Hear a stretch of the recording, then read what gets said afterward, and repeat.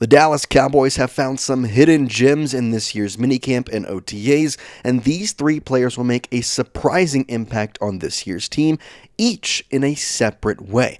We'll tell you the impressions these three guys have made to implement their spots on the Cowboys roster right here on Cowboys Digest. Welcome in, everybody. I'm Jace Andrews. I appreciate you joining us. If you're new here, go down there and hit that subscribe button. It's 100% free, and we're covering the Dallas Cowboys 365 days a year. Okay, today's topic is this. 3 Cowboys players who could steal a spot during training camp. And I'm going to take this one step further. I know this is the headline, but I'm going to say 3 different players that will implement themselves into the Cowboys roster in a surprising manner, and I believe could help this team out more than they were once expected to. Now, the first guy we're going to talk about is somebody that we have not mentioned on this channel before. He was a 7th round pick in this year's draft at a position of need for the Dallas Cowboys. That would be 7th round defensive interior lineman Toia out of UCLA. Now, there's a couple of things that I like about him, and we'll get into that in just a moment. But some quick notes on him: 6'2", over 340 pounds, and the Dallas Cowboys at the defensive line position, especially interiorly, could use some help. Mazi Smith, a first-round pick, has not lived up to the hype at all, and that's exactly where we start our first report here, coming from Randy Gerzai of Dallas Cowboys SI. He says, quote, "It's not real often a 7th-round pick flirts with starting reps as a rookie, but that could be the case for Toia. The UCLA product proved to be a force during offseason work and was taking reps with the first team at OTAs. Now, this was a picture off his Instagram there on the left. The reason I specifically put that one in there is because if you look at that picture and you see the tone in his muscles and arms versus the picture that we had from his draft from the UCLA days, obviously, there's a lot more jersey, there's a lot more stuff on him, but he looks a lot more toned and a lot more maneuverable than he did at his UCLA days. So that's the first thing that I took pretty big notice of. The second thing is that Toia is at a position where the Dallas Cowboys really could use some help. And he has an interesting slot where he could easily stack in there. And that's where we go to the second report where we talk about Mazi Smith. Randy Gerzai of Dallas Cowboys SI again saying, quote, "Dallas is hopeful that Mazi Smith can finally turn the corner." Remember, this guy's a first-round pick number 24, whatever it was, and yet he has not panned out. But if not, as I mentioned, this guy's a big guy, the 342-pound Toia will be waiting for a chance to steal his spot. Now, Toia has a couple of different things that I like, but here is my scouting report and the reason why I specifically like him. He's a big dude, 6'2", 342 pounds, and the big thing about him that was really shown off in college but not in the stat sheet, he will eat double teams like nobody's business, which in turn will free up other D linemen like, I don't know, a Micah Parsons. This is why I think he actually has a spot to get some starting reps, maybe even at least get a depth role where he is playing a consistent amount of snaps during the season. And again, Mazi Smith has just been not what we expected. A first-round pick, yes, last year was a little bit better, playing 17 games, 41 total tackles, and yet still just wasn't the same. Only 1 sack as an interior defensive lineman. It wasn't the guy we wanted. Now, when you look at Toia's stats, nothing pops off the board, only having 1 sack in the past 3 seasons each. However, I go back to that scouting report that I originally gave you. The big thing on him is he will eat double teams. So there is stuff that will not show up on the stat sheet that will really pay dividends to the Dallas Cowboys and make them overall a better team. So that's why I specifically like Toia.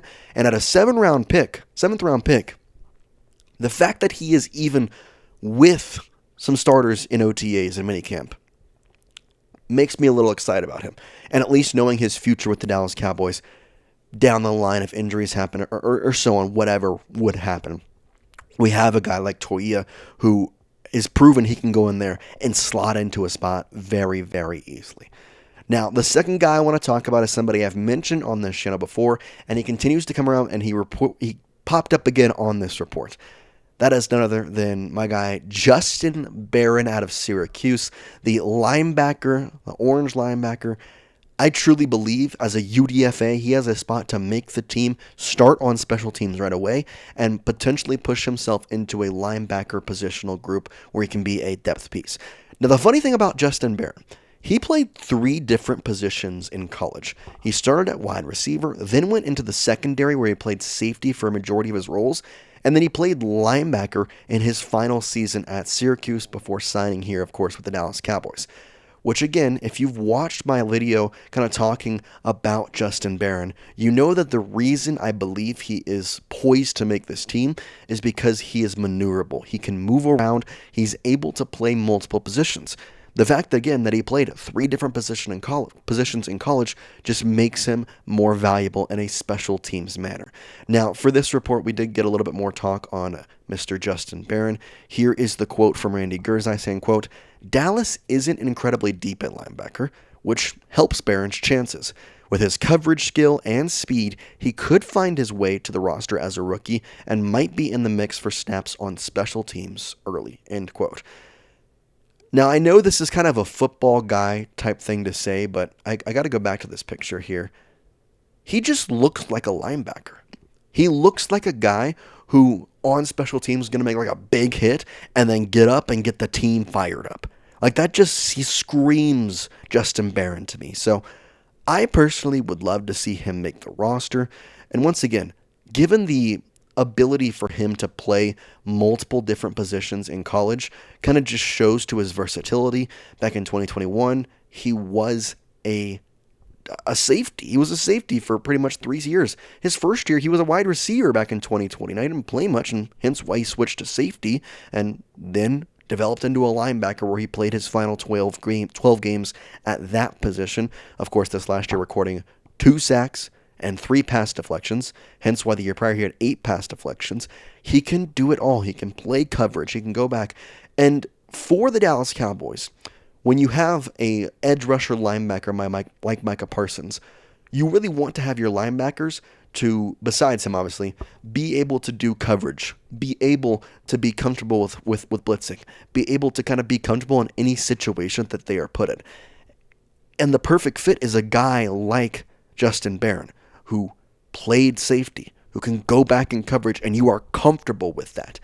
And so again, maybe he just makes this team on a special teams manner, and for a UDFA, that is more than perfect. But the next guy we're going to talk about was a UDFA, made the roster, and played at that position in a positive manner this year. So I truly believe that with the Dallas Cowboys' success in UDFAs in the past, that Barron has a really solid chance to come out here and get starting roles as a special teams guy, but even more, maybe jump into that linebacker depth sometime into the season, especially with a little bit of thinness at that position as well. So that's kind of the big thing with Justin Barron. Now, the last guy I want to talk about is Brevyn Spann-Ford. He is a tight end that is coming off his rookie year out of Minnesota, and he was a UDFA that made the roster. And Randy Gerzai had a report on him and kind of mentioned Schoonmaker. Brian Schoonmaker, if you don't remember, was a second-round pick out of Michigan, was supposed to be the guy to kind of take over. But then we had Luke last year who came in and really showed out.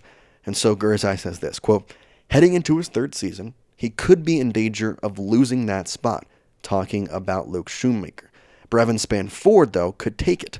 An undrafted free agent out of Minnesota, Spann-Ford made the team as a rookie in 2024 and was the team's 3rd tight end. Now, this offseason, though, however, he has been dominating every drill and could force his way up in the depth chart if he continues to shine during camp.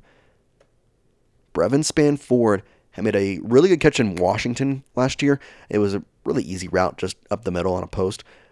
However, the fact of the matter is when you're looking at these minicamp and you're looking at the OTAs, you don't want to take too much things into factor, but this is the time where they start to shape out that roster. This is the time where they start to figure out, okay, who's going to be our 1 option, our 2 option, our 3 option. And some of the coaches have made comments on Brevyn Spann-Ford stating that he actually could be a key piece to unlocking this offense in some way, specifically because you're going to have some wideouts with CeeDee Lamb, with George Pickens, and being able to not just have to have Luke doing there, but you're going to have Brevyn Spann-Ford. And again, Schoonmaker, obviously, could obviously do that as well. And that's where I go and compare the stats. He was a second-round pick guy, Shoemaker, and really hasn't done too much. Like, he was supposed to take over as the starting tight end one, and it hasn't happened. 2023, only played 17 games, 8 receptions, 15 targets, 65 yards. 2024, 27 receptions and 36 targets, 241 yards, 1 touchdown. Now, Brevyn Spann-Ford, on the other hand, not that one, 17 games played last year, 9 receptions on 14 targets, 88 yards, an 18 long, and a 9.8 average. Now, I'm not saying this guy's going to come over and be like the starting tight end. No, but I think he could easily provide us with potentially, he could be a number 2 tight end, but it could almost allow for the Cowboys to have 3 different tight ends they can go out there and trust to make receptions, trust to play the game the right way. Now, Brevyn Spann-Ford is definitely going to be more of a reception type because his height and weight doesn't really mold too well with blocking. I think we're going to probably leave that to the other guys, but he can be a good receiving back and a receiving tight end. And I do think that he has the ability to kind of like do a chip block in some ways. For the Cowboys offense, it'll be interesting the way they use him. And I've seen a lot of different reports that in the way Schottenheimer's offense is going to work this year, the tight end, and especially a tight end like Brevyn Spann-Ford, could be a very positive thing for this team and somebody that they use in a couple of different positional alignments and manners in their offensive scheme. So we'll have to see what happens with them, but those are my 3. Toia, Justin Barron, and the third one, of course, Brevyn Spann-Ford. Is there one of these 3 guys that you like? Is there somebody in this group that maybe I haven't mentioned that has done a great job at OTAs and minicamp that can have a big impact on this team? I want you to get in the discourse in the comment section. Let me know what you're thinking about some of these guys, and maybe if there's somebody I missed that could make a big impact. I want you to get down there. Let me know what you're thinking. But for now, we will say peace out here from Dallas. We appreciate you watching as always.